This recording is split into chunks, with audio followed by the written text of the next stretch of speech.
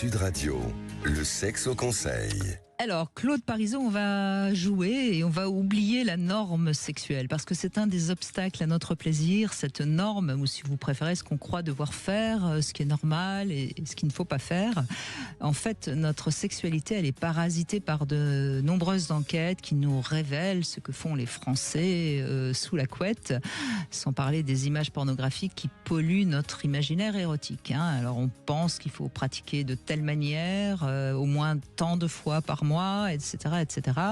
Alors vous pouvez vous sentir frustré parce que vous n'avez jamais essayé de jouets intimes ou parce que vous n'avez jamais été en club libertin, mais c'est stupide parce que c'est peut-être pas pour vous. Donc la seule norme qui existe, c'est celle de votre couple. Est-ce que vous êtes satisfaits l'un et l'autre? Est-ce que vous avez trouvé ensemble cette harmonie sexuelle qui fait que justement on s'entend bien?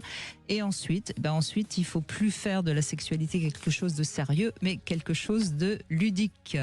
Mettre du jeu dans sa sexualité, c'est le seul moyen de ne pas tomber dans la routine. Un peu d'humour après un rapport sexuel intense, par exemple, un peu de complicité. Et puis, je veux juste faire le parallèle.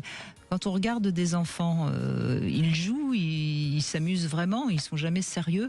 Et dans le couple, c'est pareil. Quand on fait l'amour, il faut jamais prendre les choses au sérieux. Ça veut pas dire qu'il faut prendre les choses à la légère, mais juste savoir s'amuser l'un l'autre. Pourquoi pas se chatouiller,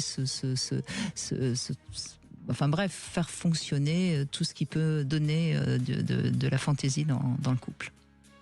Fantaisie et créativité, et changement. Voilà, et il n'y a pas de normes, il n'y a pas ce qu'il faut faire et ce qu'il ne faut pas faire.